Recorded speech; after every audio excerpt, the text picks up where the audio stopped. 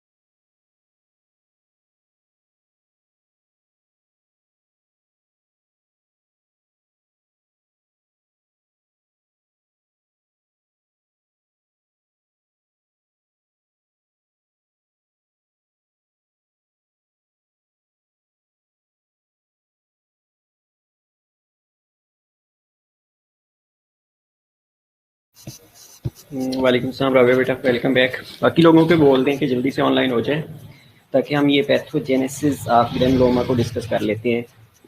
ठीक है, बहुत इजी है, पैथो मुश्किल नहीं है आप लोगों के लिए। मेरा ख्याल है आप लोगों को बहुत अच्छी समझ आ जाएगी।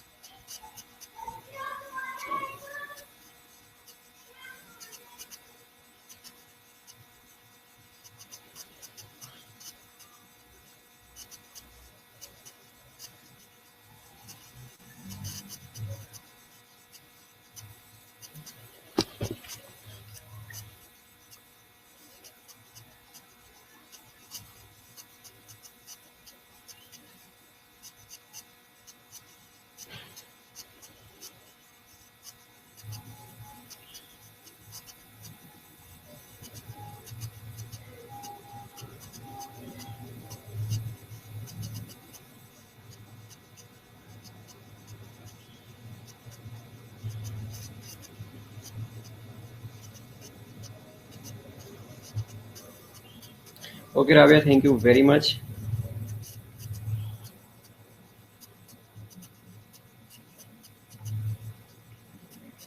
बेटा जल्दी से ऑनलाइन हो जाएं, ऑलमोस्ट 10 मिनट्स पास आउट हो चुके हैं और 50 मिनट्स में हमने ये भी डिस्कस करना और डिफरेंट टर्मिनोलॉजीज भी डिस्कस करनी है।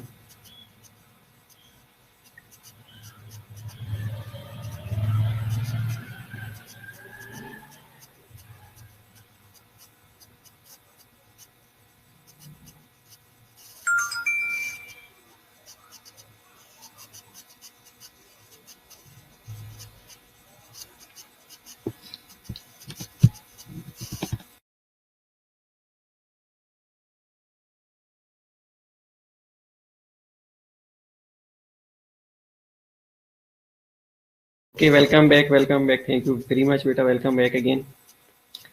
गुड, आप लोगों ने टी शी ले ली होगी, तो कॉफ़ी भी पसंद है आप लोगों को, वो भी पी ली होगी और क्लास के साथ भी आप इंजॉय कर सकते हैं। वेल सही है। पैथोजेनेसिस ऑफ ग्रेनुलोमा की बात कर रहे थे हम।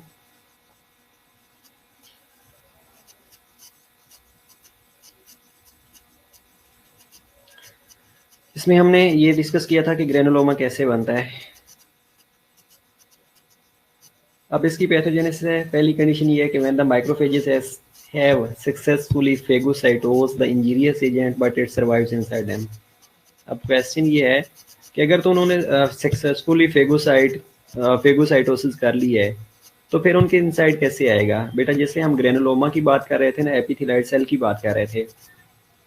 बेटा रिपीट कर रहा हूँ, एग्जैक्टली रिपीट कर रहा हूँ, don't worry Rabia. The most energetic student of my class is I think so Rabia.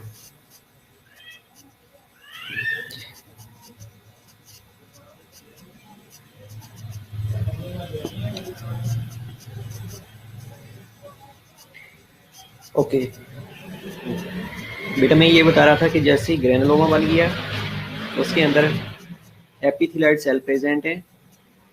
उन्होंने क्या किया था, उन्होंने फेगोसाइटिक एक्टिविटी को डिक्रीज कर दिया था, इसलिए हमने कहा था कि ग्रेनुलोमा बना है। अब माइक्रोफेजेस को ये लगा कि उन्होंने सक्सेसफुली उस ग्रेनुलोमा को या उस इंजीरियस एजेंट को फेगोसाइटोज कर लिया है, लेकिन एक्चुअली वो फेगोसाइटोज नहीं हुआ, बल्कि उनके इनसाइड वो प्रेजेंट है।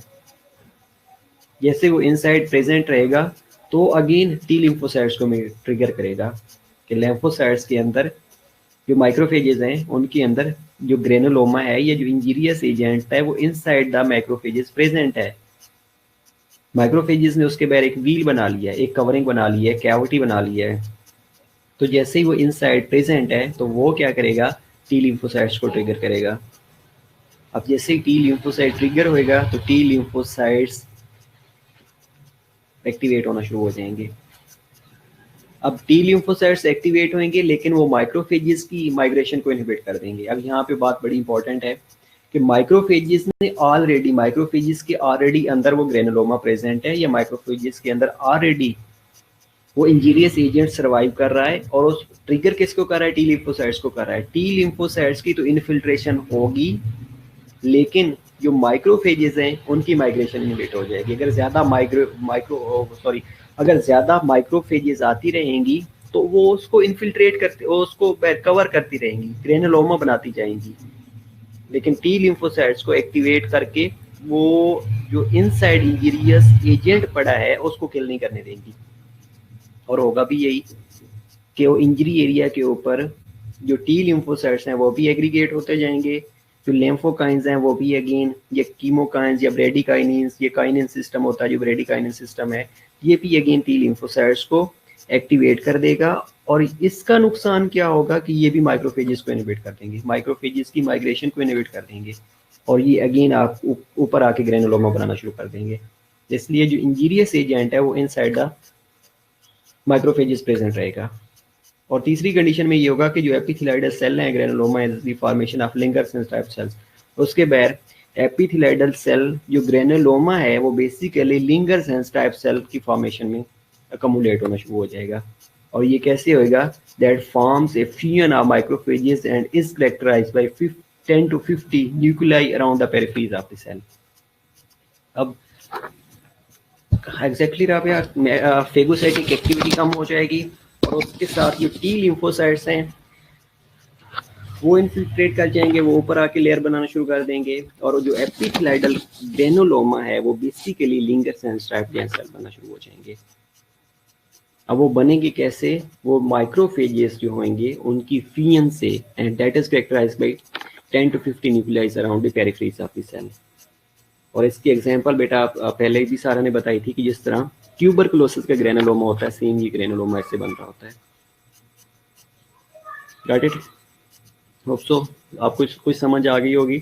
बाकी आप अपनी बुक से पढ़ेंगे, चाहे इनामदाने से पढ़ें, चाहे आप कोर्स से पढ़ें, आप लोगों को उसमें भी समझ आ जाएगी। लेकिन मुझे लग रहा है कि ये आप लोगों को भी मजे का समझ नहीं आया, ये भी हम बोर्ड के ऊपर डिस्कस कर लेंगे कि अगर ग्रेनुलोमा बन गया है, माइक्रोफेजेस किस तरह उसके ऊपर आके एक्ट करेंगी, उसको कैसे कवर करेंगी, लेकिन उसके इनसाइड जो इंजीरियस एजेंट है वो सर्वाइव करेगा। जैसे इनसाइड द माइक्रोफेजेस पड़ा है, ओके सम अप कर देता हूँ बेटा, जैसे ही माइक्रोफेजेस के अंदर इंजीरियस एजेंट पड़ा है तो वो इंजीरियस एजेंट्स एक्टिवेट करेगा टी लिम्फोसाइट्स को, ताकि cell mediated cellular immune response occur हो।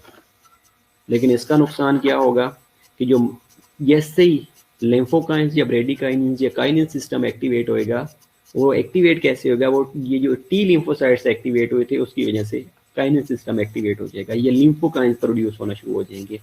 अब वो नुकसान क्या करते हैं, वो माइक्रोफेजेस की माइग्रेशन को इनहिबिट कर देती हैं। माइक्रोफेजेस की इनहिबिट होएगी और माइग्रेशन इनहिबिट होएगी, उसके रिजल्ट में इंजरी साइट के ऊपर जो नॉर्मली टी लिम्फोसाइट्स ने सेलुलर मीडिएटेड इम्यूनिटी को ट्रिगर करना था वो भी डिक्रीज हो जाएगी, और माइक्रोफेजेस ऊपर आके अगेन ग्रेनुलोमा बनना शुरू कर देंगे। एपिथेलियल सेल के ऊपर कवर करना शुरू कर देंगे। जैसे ही एपिथेलियल सेल के ऊपर कवर करेंगे तो वो एक लैंगरहैंस टाइप जेंट सेल बन जाएगा जो कि माइक्रोफेजेस की फ्यूजन से बन रहा होता है, और उसके अंदर 10 to 50 nuclei periphery of the cell के अंदर प्रेजेंट होंगे। Got it? Hope so. बाकी ये हम इंशाल्लाह व्हाइट बोर्ड के ऊपर भी डिस्कस कर लेंगे। अब ये जो जेंट्स टाइप सेल्स होते हैं बेटा दो तरह से होते हैं, one is Langerhans type giant cell होते हैं और दूसरा foreign body type giant cells होती हैं। अब जो लैंगरहैंस टाइप जेंट सेल्स होते हैं mostly found in TB tuberculosis में पाई जाती हैं, और ये बनते कैसे हैं पीछे भी हमने कहा है कि ये फियन ऑफ माइक्रोफेजेस से बन रहे होते हैं।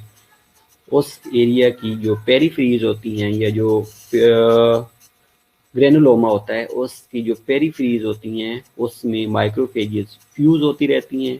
फ्यूज होंगी तो वहाँ पे ये 10 to 50 न्यूक्लियाई की फॉर्म में प्रेजेंट होते हैं, और पेरिफेरीज ऑफ द ब्लड के अंदर, पेरिफेरीज ऑफ द सेल है बेटा उसके अंदर ये प्रेजेंट होते हैं। अगर कहीं पे ग्रेनुलोमा है तो उसकी पेरिफेरीज के अंदर ये प्रेजेंट होंगे। और दूसरा है फॉरेन बॉडी टाइप सेल।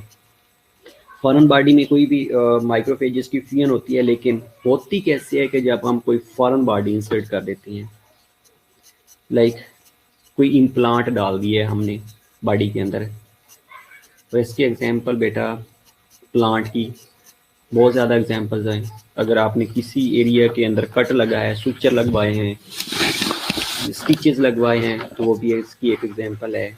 इसके अलावा अगर नेजल कैविटी को उन्होंने सीधा किया है तो उसके अंदर स्प्लिट्स डाल दिए हैं, ये भी रिमूवेबल होते हैं। इसके अलावा अगर कोई सर्जरी करवाई है स्पाइनल कार्ड की तो उसके अंदर कोई इम्प्लांट्स डाल दिए हैं, या किसी एरिया की कोई लेग फ्रैक्चर हुई है तो उसके अंदर कोई इम्प्लांट्स डाल दिए हैं, फिक्सेटर लगा दिए हैं, तो वो भी इसकी एग्जांपल है कि foreign body type cell also formed by the fusion of macrophages, but the nuclei are scattered throughout the cytoplasm like splinters या ब्रेस्ट, हम ब्रेस्ट इम्प्लांट्स भी एग्जाम्पल हो सकती है इसकी बेटा। सुचर्स भी एग्जाम्पल्स हो सकती है, एग्जैक्टली बेटा स्प्लिंटर्स हो सकती हैं इसकी। फॉरेन बॉडी पार्टी का, फॉरेन बॉडी कोई भी अगर बॉडी के अंदर इंसर्ट की जा रही है वो इसकी एग्जाम्पल्स हैं। ठीक है, ओके। उसके बाद होती है non granulomatous inflammation. Non granulomatous इसकी बेटा और भी एग्जांपल्स बहुत सारी हो सकती हैं ग्रेनुलोमा की, लाइक बैक्टीरियल्स हो सकती हैं। इसके अलावा कोई मेटल्स की हो सकती हैं, इनऑर्गेनिक मेटल्स हो सकती हैं, फंगल्स बेटा हो सकती हैं, और एक और था क्या था, आई थिंक पैरासाइट था, पैरासाइट्स की भी हो सकती हैं। ठीक है, तो ये मल्टीपल एग्जांपल्स हो सकती हैं ग्रेनुलोमेटस इन्फ्लेमेशन की जिसमें ग्रेनुलोमा बन रहा होता है। ठीक है, उसके बाद आ जाएंगी नॉन ग्रेनुलोमेटस इन्फ्लेमेशन की तरफ। Non granulomatous chronic inflammation, it is characterised by accumulation of sensitized lymphocytes, plasma cells and macrophages in the injured area. अब एक बात याद रखिएगा कि जो क्रोनिक इन्फ्लेमेटरी सेल्स हैं उसके अंदर आप लोगों ने lymphocytes, माइक्रोफेजेस और प्लाज्मा सेल्स, किसी भी जगह पे आ जाता है ना कि आपने क्रोनिक इन्फ्लेमेटरी सेल्स मेंशन करनी है तो वो आपके माइंड में ये होना चाहिए कि lymphocytes हैं, माइक्रोफेजेस हैं और प्लाज्मा सेल्स हैं, मोनोसाइट्स एज वेल।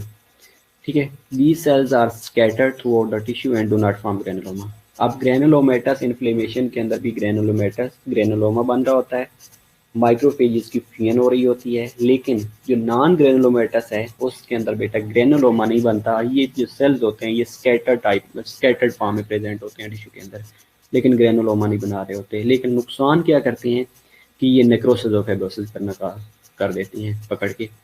ये ऐसे स्कैटर्ड एरिया के अंदर प्रेजेंट होते हैं तो वहाँ पे ये नेक्रोसिस और फाइब्रोसिस को करना शुरू कर देती हैं। लेकिन जो ग्रेनुलोमेटस इन्फ्लेमेशन है उसमें सिर्फ ग्रेनुलोमा बन रहा होता है, फाइब्रोसिस और नेक्रोसिस नहीं होती।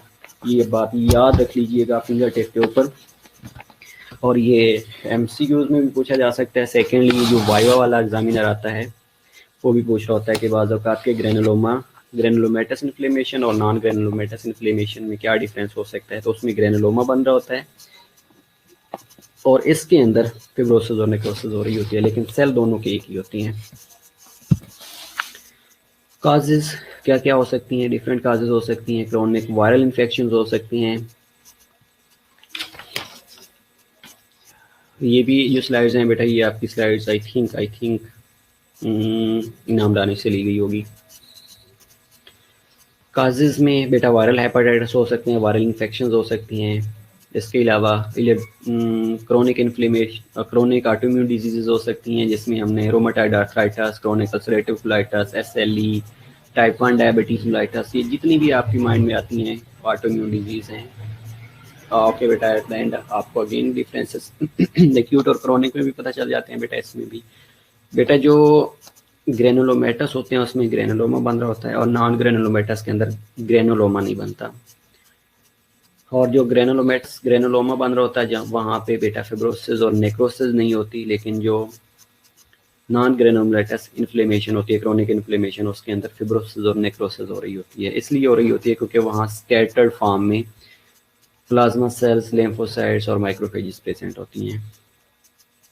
ओके, तीसरी बेटा क्रोनिक केमिकल इंटॉक्सिकेशन हो सकती हैं, लाइक क्रोनिक अल्कोहलिज्म है, instead of that chronic liver disease है या पेंक्रेटाइटिस है, instead of that hepatocellular carcinomas हैं, या कोई एलर्जिक इन्फ्लेमेशन हो गई है जिसके अंदर एटोपिक डर्माटाइटिस हो सकता है, एलर्जिक नेजल पोलिप्स हो सकते हैं। इसके अलावा एस्थमा हो सकता है। इसके अलावा एलर्जिक रिनाइटस हो सकता है, जिसमें नोज से रिपीटेडली स्नीजिंग होना शुरू हो जाती है और नोज से रनी वाटर आना शुरू हो जाता है। तो ये सर्टेन कंडीशंस हो सकती हैं, काजेज हो सकती हैं जो कि इसको ट्रिगर कर रही होती हैं, राइट। ओके, तो डेफिनेटली बेटा सिरोसिस ऑफ लीवर भी हो सकती है, cirrhosis, hepatocellular carcinoma, fibrosis, exactly हो सकती है।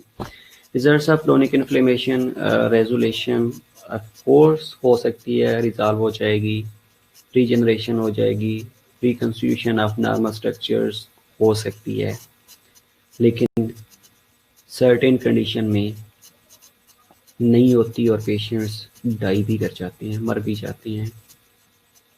इसके अलावा रिपेयरिंग हो सकती है, organization, healing by connective tissue, fibrosis, scarring definitely हो सकती है क्रोनिक इन्फ्लेमेशन के रिजल्ट में, and it can continue indefinitely. Some diseases processes are capable of continuing definitely, such as rheumatoid arthritis. Rheumatoid arthritis या autoimmune कोई भी disease है तो वो प्रोलॉन्ग पीरियड के लिए चलती रहती है। अगर प्रोलॉन्ग पीरियड के लिए चलती रहेगी तो अल्टीमेटली वो रिजॉल्व नहीं होगी, और फिब्रोसिस डेफिनेटली क्रोनिक इन्फ्लेमेशन का सीरियस साइड इफेक्ट होता है।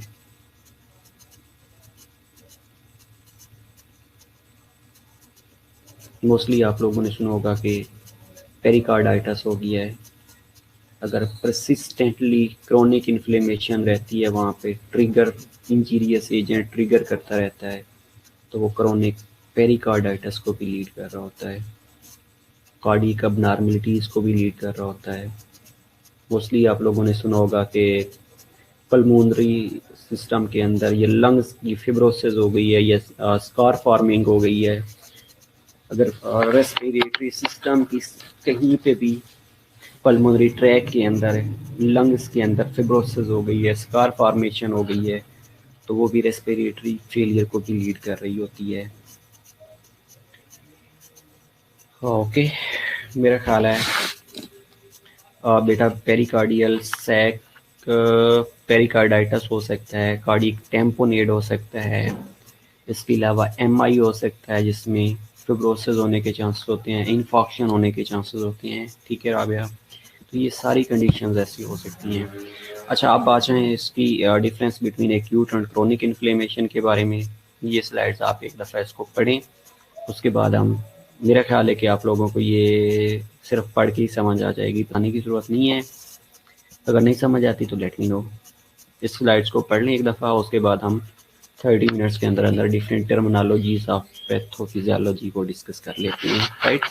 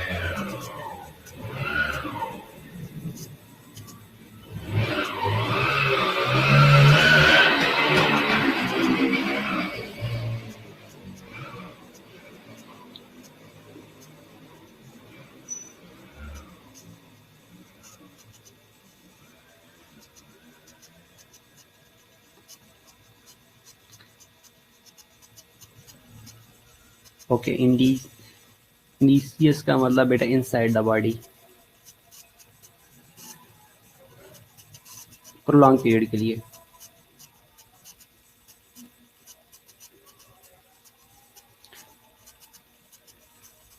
ओके वेल, समझ आ गई है, कुछ पूछना है?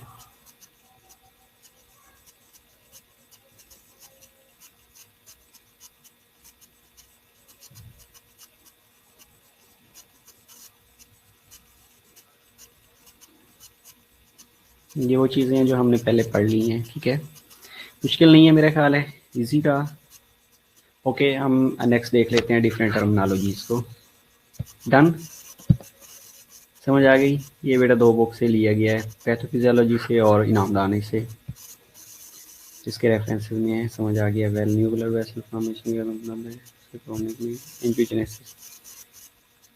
न्यूक्लियर वेसल फॉर्मेशन बेटा वो राबिया ने पूछा था ना कि डिस्ट्रक्शन और रिपेयरिंग एक साथ चल रही होती है, इसमें जितनी जितनी हीलिंग आउट होती जाएगी ना, तो वहाँ पे न्यू ब्लड वेसल बननी शुरू हो जाएगी, एंजियोजेनेसिस होती रहेगी,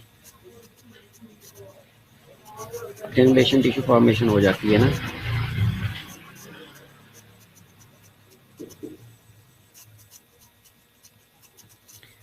ओके वेल, ठीक है, होप सो समझ आ गई है। वेल ठीक है, अब आते हैं टर्मिनोलॉजीज की तरफ। मेरा ख्याल है कि टर्मिनोलॉजीज आप लोगों से मैंने डिस्कस की थी, आप लोग देख लीजिएगा, अगर की हैं तो और इजी हो जाएगा, अगर नहीं की तो अभी कर लेते हैं, ठीक है।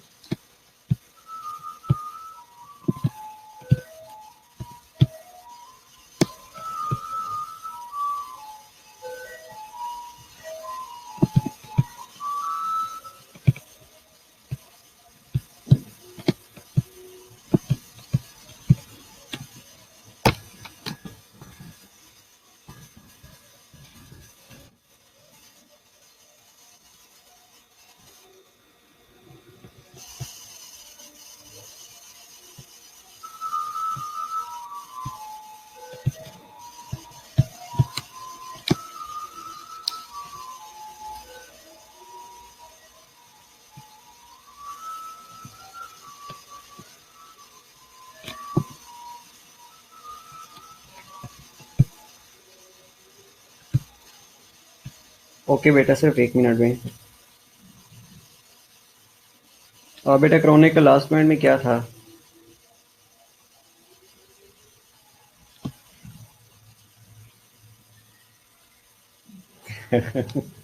बेटा चला गया है।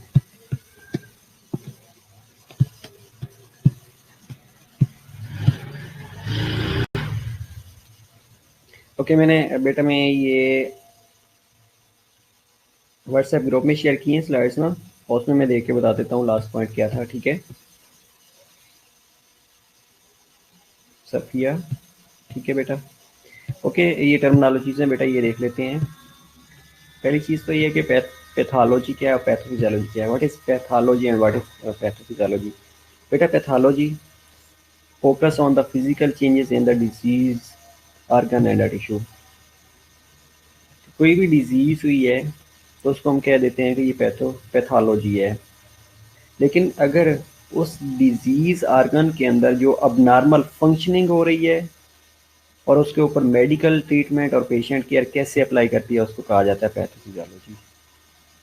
ये बेटा डेफिनेशंस में आ रहा होता है, यूएचएस के 5 नंबर का क्वेश्चन है कि पैथोलॉजी क्या है और पैथोफिजियोलॉजी क्या है। पैथोलॉजी सिंपल है कि कहीं पे कोई डिजीज हो गई है तो उसको कहा जाता है पैथोलॉजी। और पैथोफिजियोलॉजी क्या है कि उस डिजीज बॉडी में, उस डिजीज ऑर्गन में, उस डिजीज टिश्यू में, उस डिजीज ऑर्गन के अंदर जो अब नॉर्मल फंक्शनिंग हो रही है, उसको ऊपर मेडिकल ट्रीटमेंट और पेशेंट केयर किस तरह अप्लाई होती है, उसको कहा जाता है pathophysiology. Scientific study of disease, exactly आप बिल्कुल सारा यही कह सकती हैं। ओके, डिजीज क्या है basically? So disease is a pathology but structural and functional changes in the organ due to disease is called pathophysiology। Actual ठीक है बेटा, ये भी सही है कि जो फंक्शनल या स्ट्रक्चरल चेंजेस डिजीज की वजह से आ रही होती हैं और पेशेंट्स की ट्रीटमेंट और केयर के ऊपर कैसे अप्लाई होती हैं उसको कहा जाता है पैथोफिजियोलॉजी। ठीक है, ओके। डिजीज़ क्या है बेसिकली? लॉस ऑफ होम्योस्टेसिस एक ऐसी कंडीशन जब बॉडी के अंदर कोई होम्योस्टेटिक मैकेनिज्म फेल हो जाता है, या व्हेन फिजिकल और mental capacities can not be fully utilized. Interruption हो गई है, सिजेशन हो गई है और disorder in the function of an organ system, तो उसको कहा जाता है डिजीज है। ओके, डिस्टॉर्ट बॉडी फंक्शन बिल्कुल है डिक्शनरी की डेफिनेशन से। ओके, इसके बाद है एटियोलॉजी। नर्जिस बेटा, एटियोलॉजी क्या होती है कि कॉज ऑफ डिजीज क्या है, और when the etiology is unknown the disease is said to be idiopathic. Mostly आप लोगों ने पढ़ा होगा कि इडियोपैथिक है, इसकी कॉज इडियोपैथिक है, एटियोलॉजी इडियोपैथिक है, तो उसका ये मतलब है कि उसकी एटियोलॉजी अननोन है।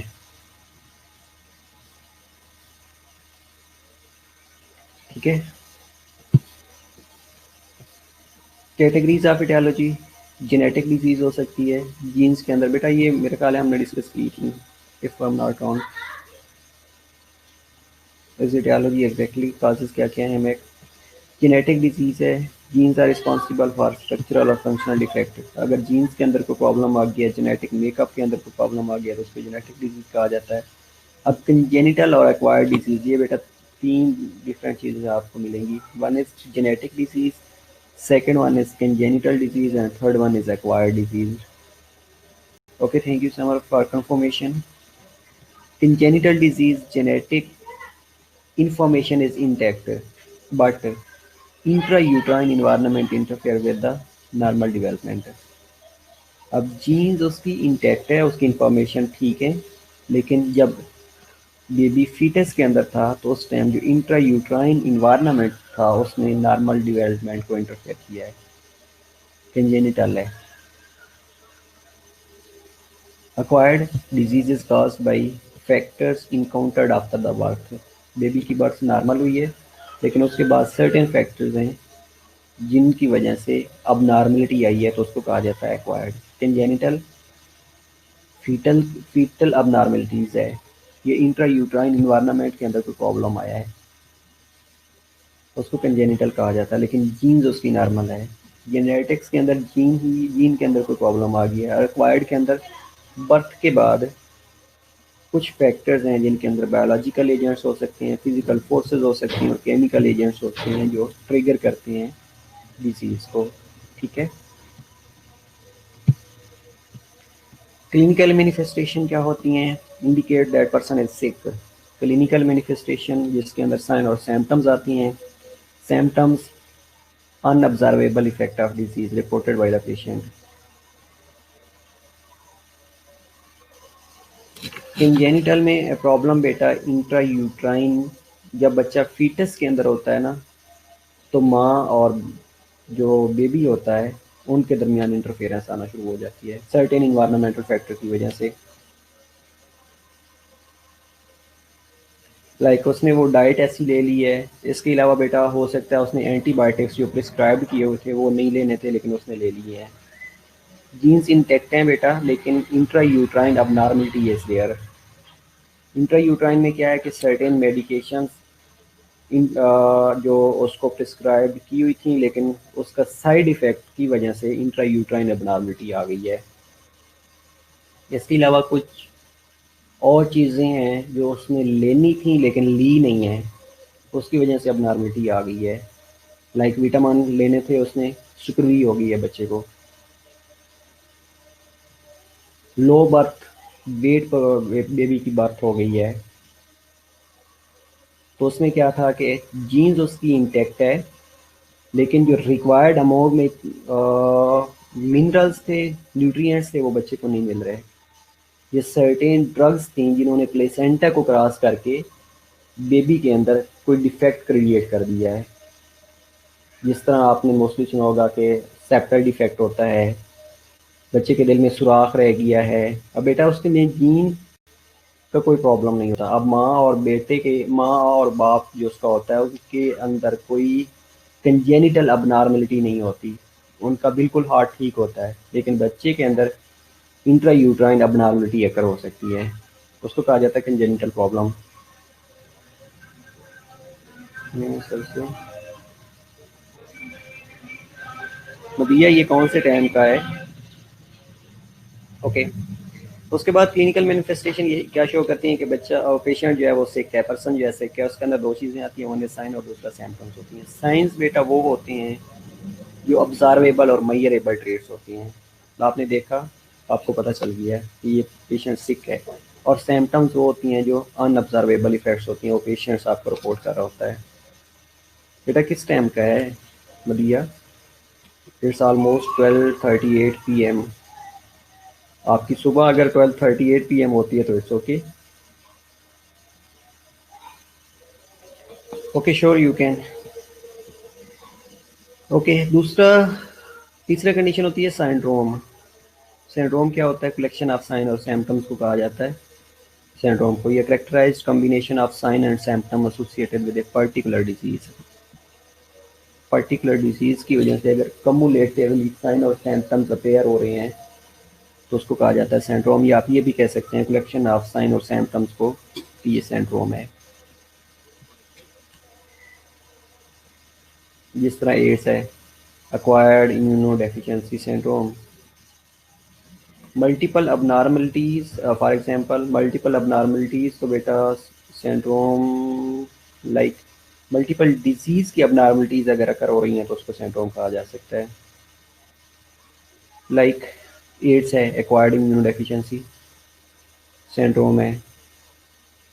अब इम्यून सिस्टम वीकन हुआ, उसकी वजह से पूरी बॉडी सिस्टम के ऊपर साइन और सिम्टम अपेयर होना शुरू हो गए हैं। HIV एड्स, ठीक है। ओके, पैथोजेनेसिस क्या होती है?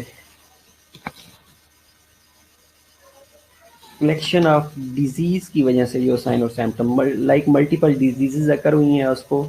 जिस तरह हमने एड्स की बात की है तो उसमें इम्यून सिस्टम वीक होने की वजह से हर बॉडी सिस्टम से साइन और सिम्टम अपेयर होना शुरू हो गई हैं।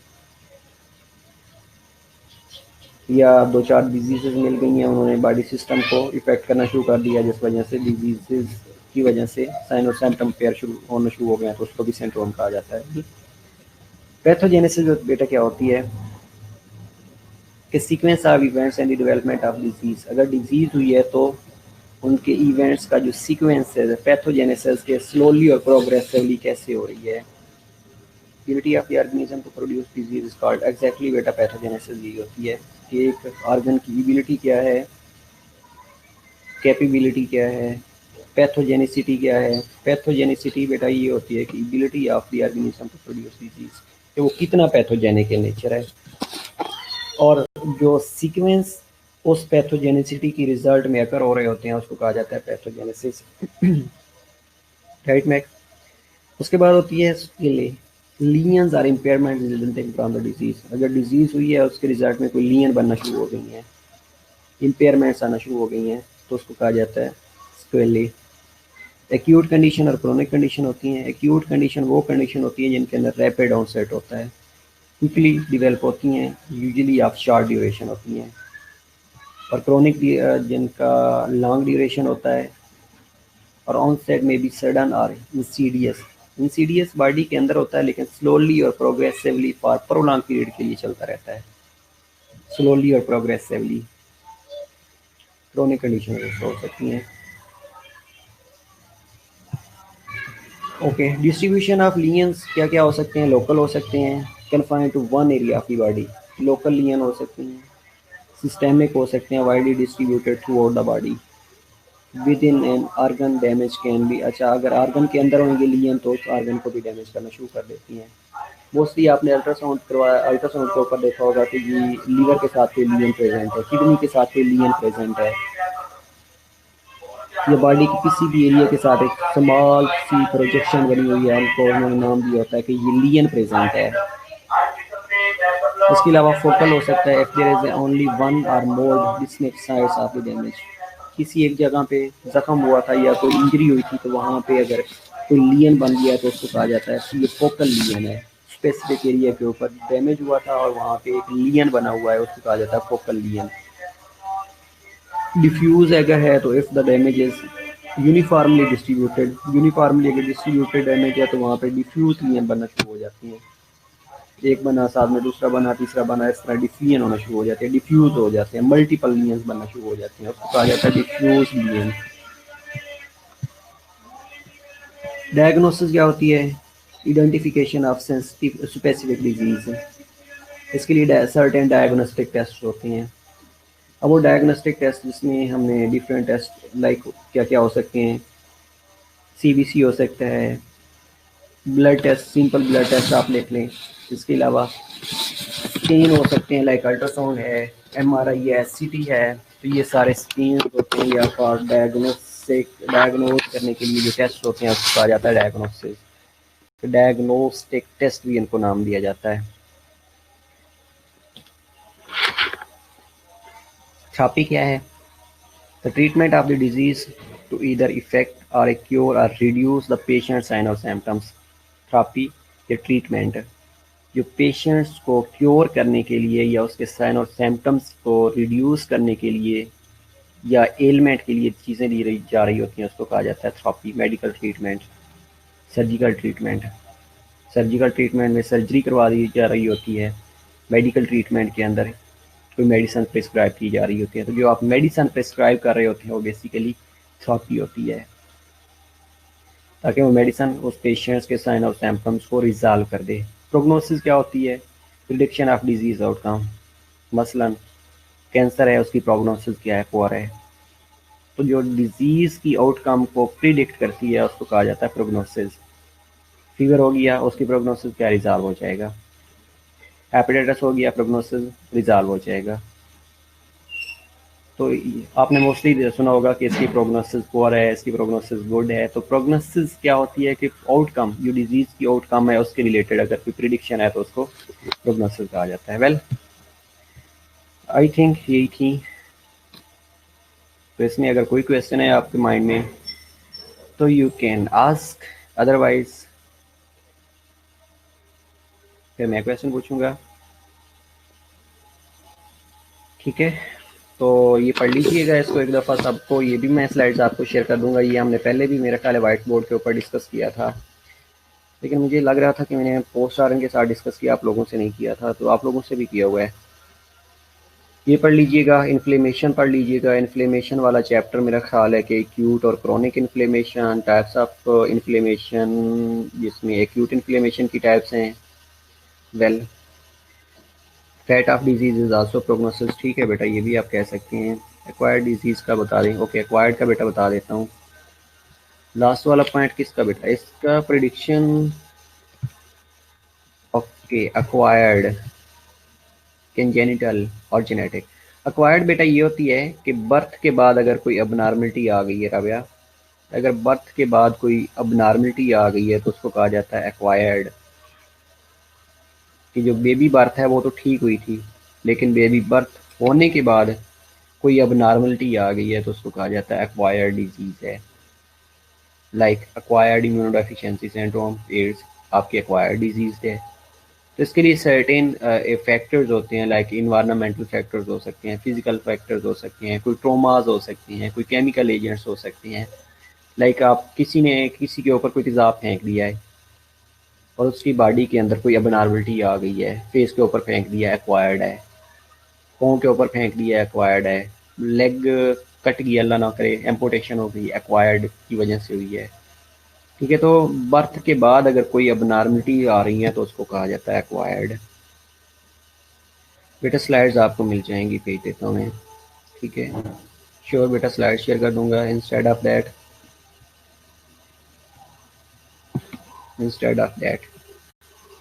ओके, हम चैप्टर को वाइंड अप कर रहे थे। तो इन्फ्लेमेशन मेरा ख्याल है कि आप लोगों को नहीं भूलेगी डेफिनेटली।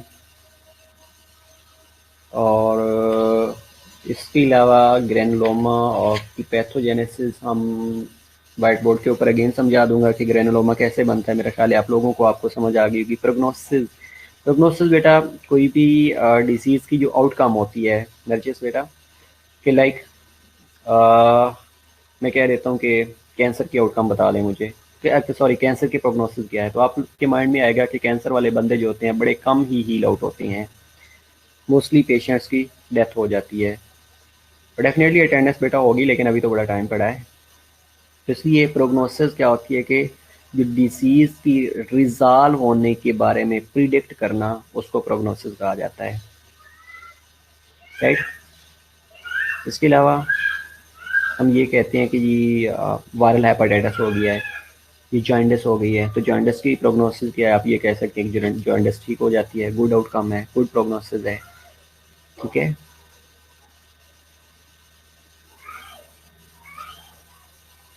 बेटा उसके ऊपर टाइप करना मुश्किल हो जाता है सारा, आप आती है लेकिन उसके ऊपर राइट करना मुश्किल हो जाता है। मोबाइल से उसके ऊपर बनाना मुश्किल हो जाता है बेटा, मोबाइल से क्लास ले रहा हूँ। ठीक है,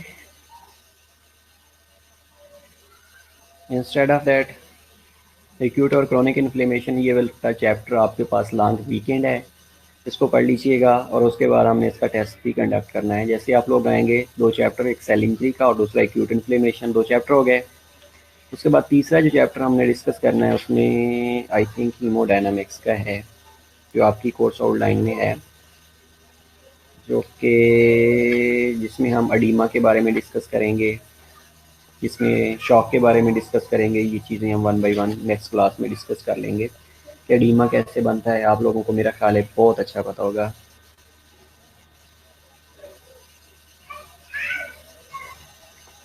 IFN बेटा कहाँ पे लिखा हुआ है? IFN बुक के अंदर है बेटा, बुक के अंदर मुझे स्क्रीनशॉट भेजिएगा राबिया, बुक में है तो स्क्रीनशॉट मुझे भेजें, मैं अभी देख के आपको बता देता हूँ।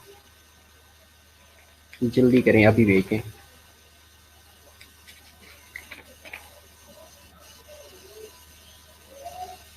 प्रोडक्ट्स ऑफ लिकोसाइड्स किस में बेटा? राबिया बेटा मुझे स्क्रीनशॉट भेजें, मैं अभी देख लेता हूँ, अभी हमारे पास टाइम है। और इसके अलावा अगर कोई और चीज़ आपके माइंड में आती है related to acute inflammation, cell injury के बारे में, तो मैं आप लोगों को भी बता सकता हूँ, राइट। उसके बाद भी आप किसी टाइम पूछना चाहें, you can ask, you are always welcome. Oedema को हमने डिस्कस करना है, शॉक को डिस्कस करेंगे, और शॉक में मेरा ख्याल है कि आप लोगों को शॉक तो नहीं भूलना चाहिए, शॉक को आपको फिंगर टिप पे होना चाहिए, जिस तरह हमने फिजियोलॉजी में कुछ चीज़ें डिस्कस की थी। ठीक है, बाकी attendance Talha, if you are here, you are listening to me, तो काइंडली अटेंडेंस मुझे भेज दीजिएगा आज की, नहीं तो GR भेज देगी। ठीक है, ये जो लोग प्रेजेंट है 22, 24, 26 तक लोगों ने क्लास ज्वाइन की है मुझे मेरी। ठीक है, और बाकी जो एबसेंट हैं बेटा पता तो चल रहा है ना, चैप्टर 1 टेस्ट, चैप्टर 2 का कंबाइन नहीं लेना। अच्छा बेटा, सेल इंजरी और एक्यूट इन्फ्लेमेशन मुश्किल नहीं है। CVS में बेटा शॉक के बारे में हमने डिस्कस किया था, एग्जैक्टली थोड़ा बहुत डिस्कस किया था, मेरा ख्याल है आप लोगों को हाउ टू नो होगा। एडीमा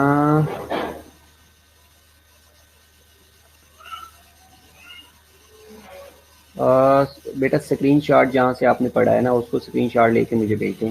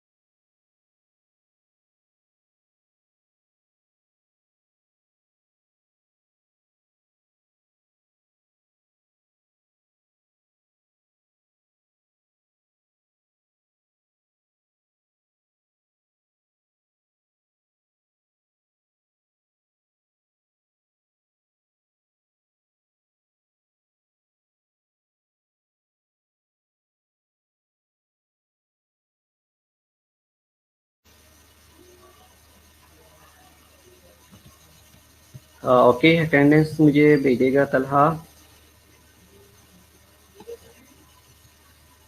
काव्या बेटा क्या था INF, पता चला? स्क्रीनशॉट नहीं भेजा मुझे आपने।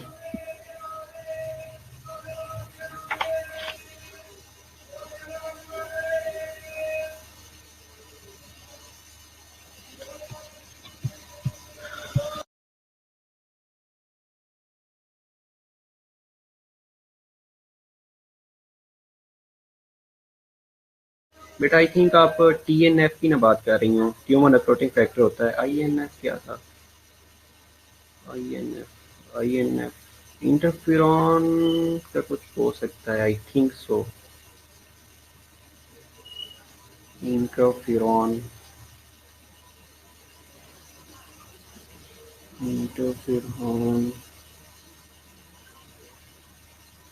कब आ रही हो हेयर?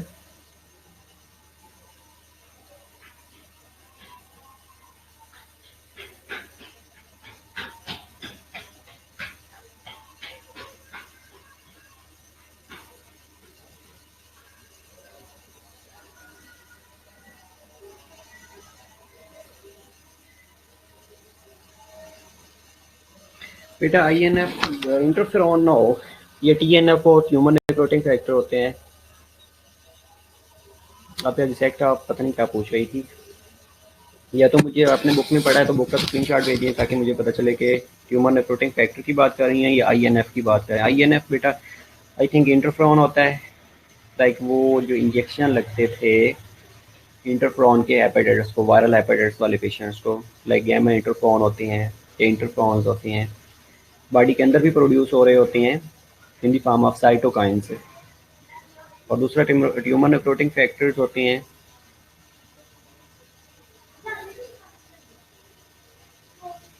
जिस तरह फीवर के अंदर बेटा रिलीज हो रहे होते हैं, लाइक इंटरल्यूकिन 1 है, 6 है, 2 है, tumour necrotic factor alpha as well है।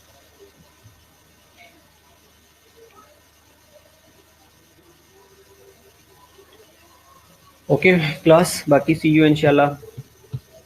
कब? Coming Thursday at 12 PM।